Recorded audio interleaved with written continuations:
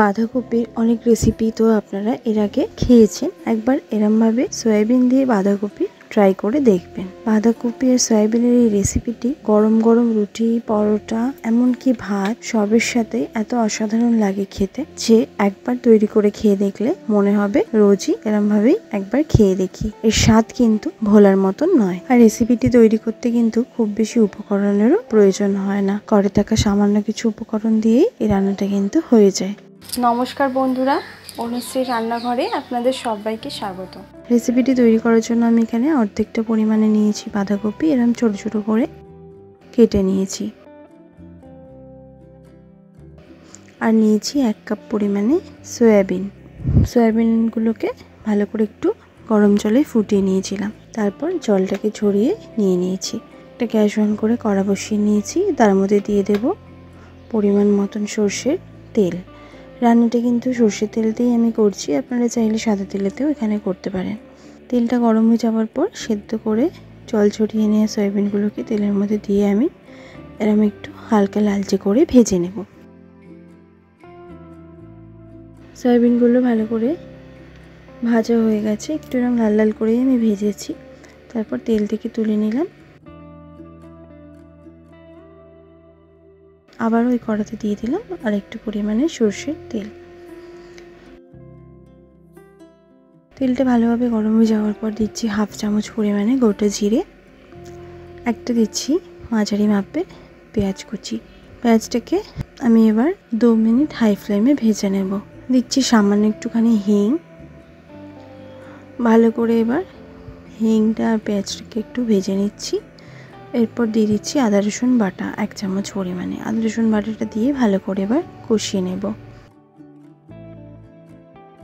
আদা রসুন বাটাটা বেশ ভালোভাবে কষিয়ে নেবার পর দিচ্ছি 1 চামচ পরিমাণে কাশ্মীরি লঙ্কার গুঁড়ো, 1/2 চামচ পরিমাণে হলুদ গুঁড়ো।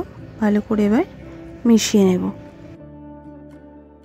ভালো করে একটু কষিয়ে নেবার পর দিচ্ছি একটা বড় সাইজের টমেটো পেস্ট। আমি টমেটোটাকে মিক্সিতে মিহি করে পেস্ট করে নিয়েছিলাম, সেই টমেটো বাটাটাকে দিয়ে দিলাম। ভালো করে টমেটো বাটাটাকে দিয়ে কষিয়ে নেব।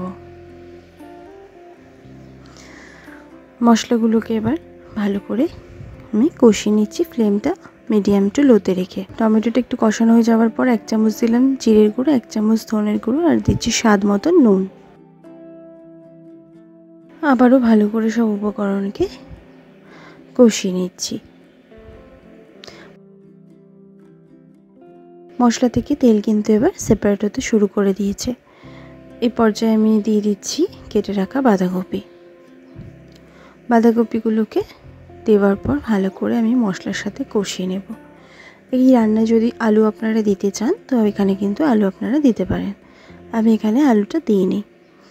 ভালো করে বাঁধাকপিটাকে কষিয়ে নেব মশলার সাথে। এরপর 2-3 মিনিট লো ফ্লেমে ঢাকা দিয়ে দেব। ঢাকাটা 2 থেকে 3 মিনিট পর সরিয়ে নিচ্ছি।